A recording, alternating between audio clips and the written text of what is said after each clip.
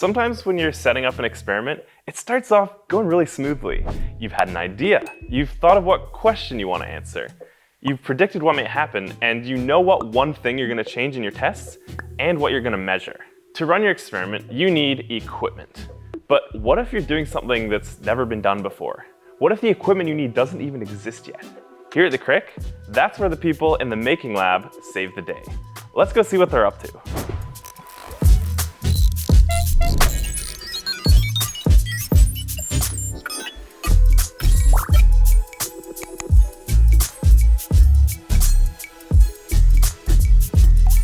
Hello, Albane. Thanks for bringing me into your lab. Well, welcome. You're doing some 3D printing today. I am. What is going on there? How does 3D printing work? So basically, when you have in your mind an object, an idea, something you want to make, well, 3D printing can help you with that. First, you start by drawing it on the paper, and then you use what we call the 3D software. So it's a software on your computer that helps you design in 3D the object you were just drawing. So it gives you some kind of volume.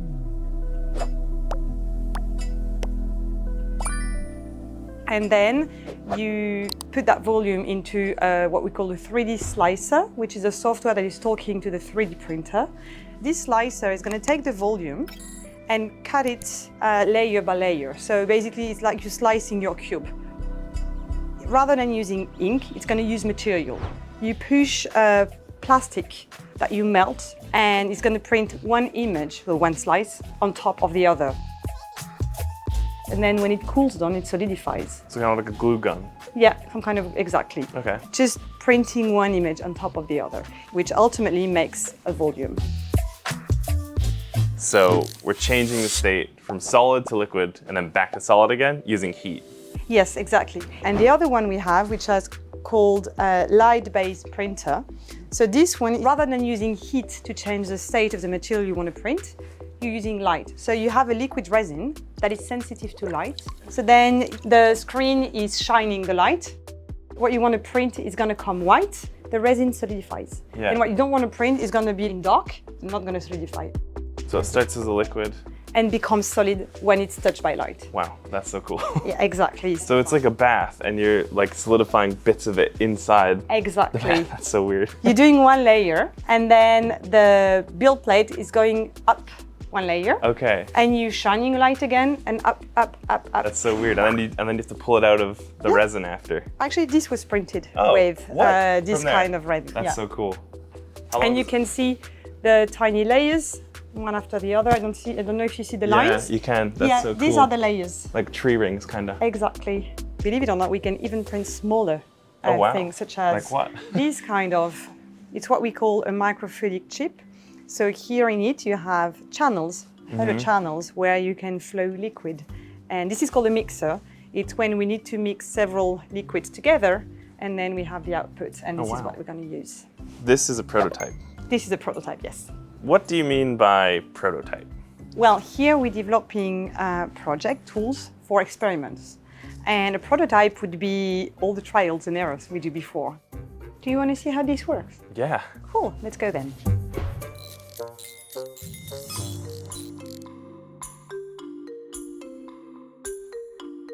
So the reason you guys make these prototypes is because it doesn't always work the first time, right? Yeah, it almost never worked the first time, and that's the essence of it. So when we try something, it works, it doesn't work quite the way we want, so we just adapt it over and over. So we build on top of what we did before and the failure we faced, and we change, correct, and start over again, and then until the end of the project where we actually have a working, cool prototype that we can transform into a working, cool tool. That must be a really exciting moment when you figured out all these things that don't work and finally get. It is because we finally see the end of it. We see that it works, but we also see the research results, which is, to me, the most important and most exciting part of the project, seeing it being used by the people who actually do the research with it. What kinds of things would a scientist come to you and get you to make it? So it depends on what people need, actually. We try and adapt. I mean, there's so many different scientists here doing so many different kinds of research. Your team must have to be kind of a bit of an expert on everything, right? They're curious about everything, but yes. The idea of the Making Lab is that we have some place when you can do prototyping, and you have all the background needed for that, from electronics, mechanics, biology, whatever you would need. Yeah, that's super cool. All right, well, thanks for showing me around. I'll let you get back to your 3D printing, and I'm gonna have one last look around the making lab. Cool.